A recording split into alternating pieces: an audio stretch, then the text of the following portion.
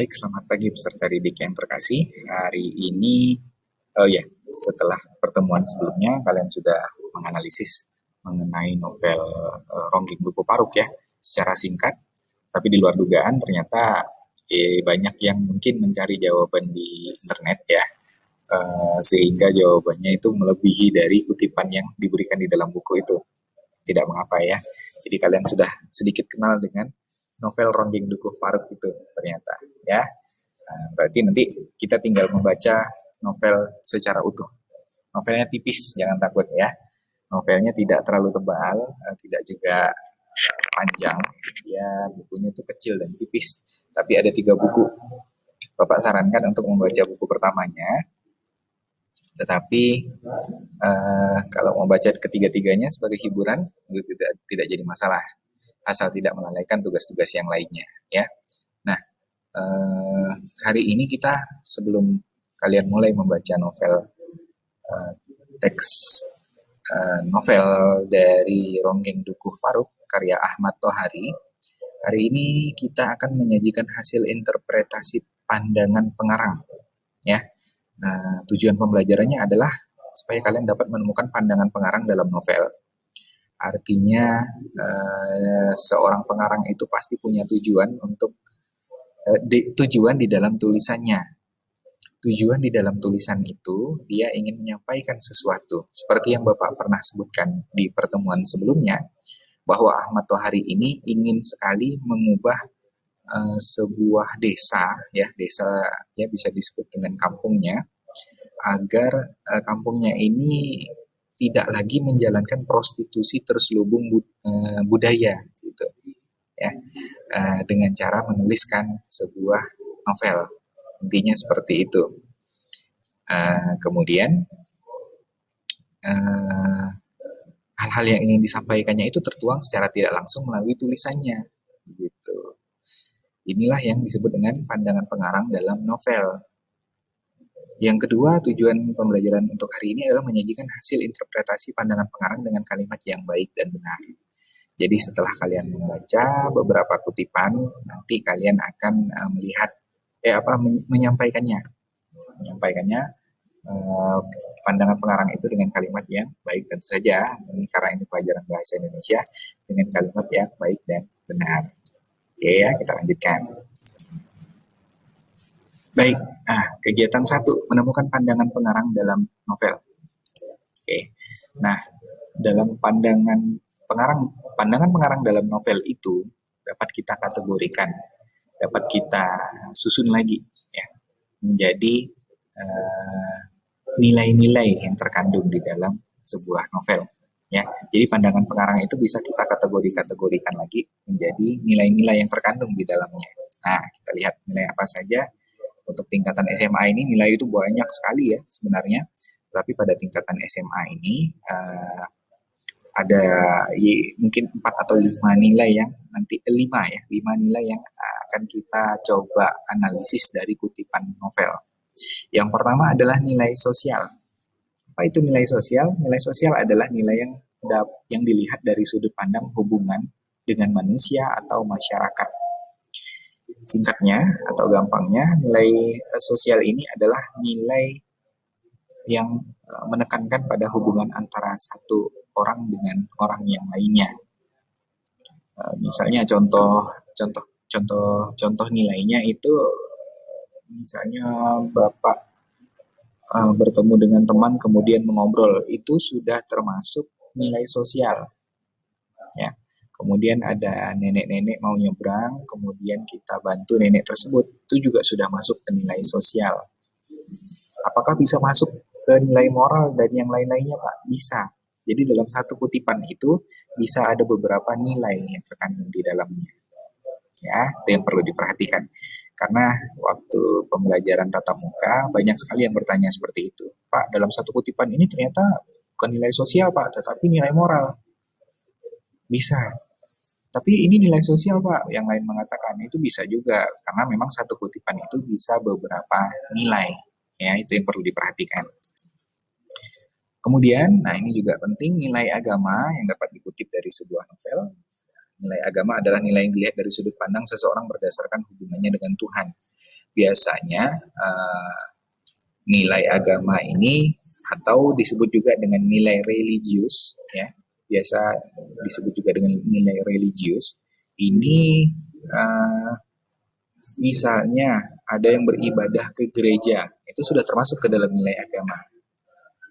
Misalnya Bapak seorang muslim berdoa di tengah malam untuk meminta kepada Allah, itu juga sudah termasuk ke dalam nilai agama. Nah, kutipan-kutipan seperti itu sudah termasuk ke dalam nilai agama. Kemudian biasanya ada seperti ini, Pak. Ini ada orang Bali, dia itu melakukan ibadah, tapi dalam ibadahnya itu syarat akan kebudayaan.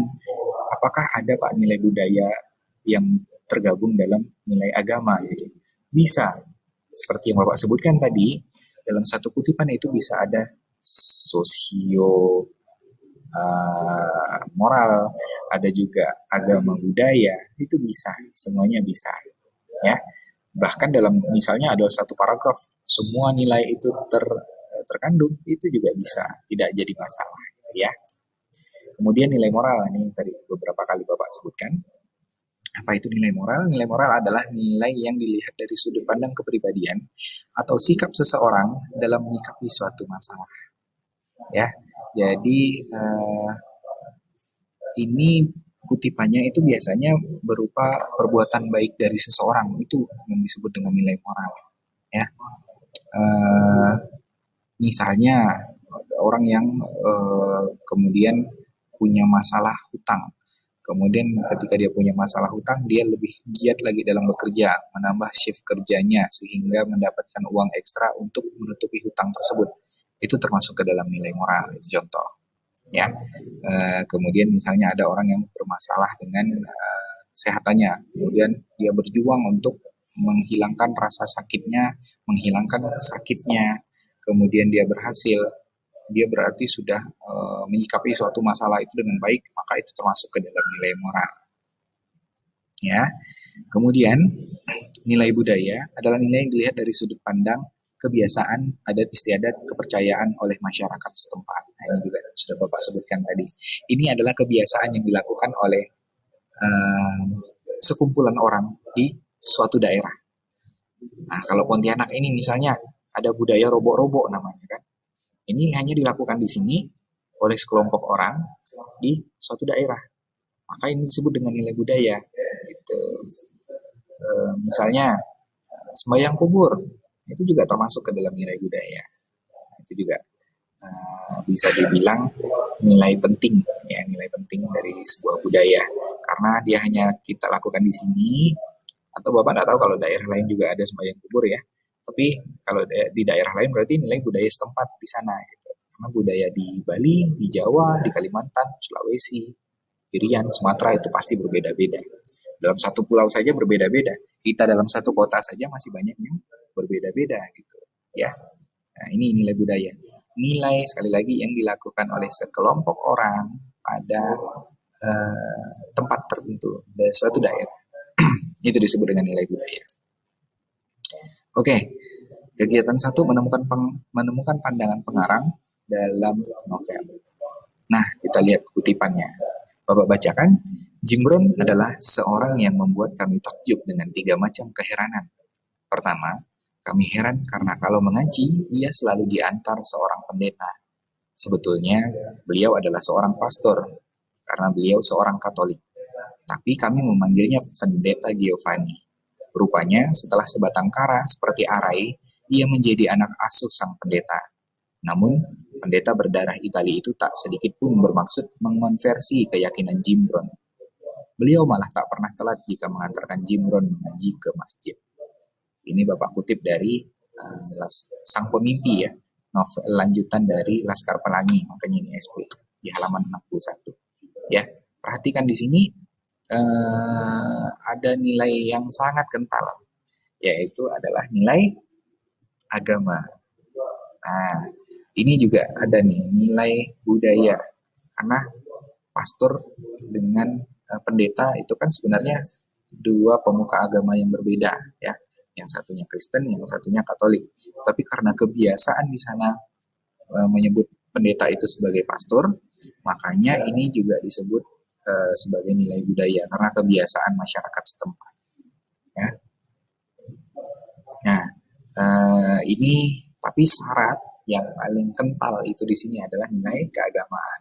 Bagaimana intinya adalah seorang pendeta yang mau mengantarkan anak angkatnya yang beragama Islam tanpa keinginan untuk mengonversi keyakinan Jimron, padahal dipelihara, diasuh dari kecil. Ya, ini sesuatu yang luar biasa sebenarnya kan. Nah, ini seperti yang sudah Bapak jelaskan sebelumnya dari kutipan tadi, pengarang menghadirkan tokoh Jimron dalam novel Sang Pemimpi mencerminkan tokoh yang taat beragama dengan mengaji setiap harinya, walaupun dia hidup di lingkungan agama yang berbeda, yaitu agama Katolik. Kemudian pengarang juga menghadirkan cerminan toleransi dan jiwa sosial melalui tokoh pendeta. Nah, ini tadi yang Bapak ketinggalan, ada jiwa sosial di dalamnya kan. Jadi dalam satu kutipan itu bisa nilai keagamaan, bisa nilai sosial, ini juga termasuk nilai moral sebenarnya ya, karena ini adalah jalan keluar yang dicari oleh pendeta agar si anak tetap dapat beribadah gitu, dengan mengantarkannya mengaji tanpa telat sedikit pun.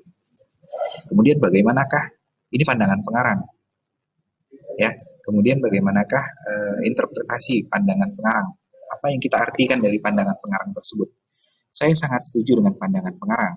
Melalui tokoh Jimron, pengarang memberikan gambaran kehidupan religius walaupun hidup berbeda agama, dan pengarang juga memberikan gambaran cerminan toleransi dan jiwa sosial melalui tokoh pendeta.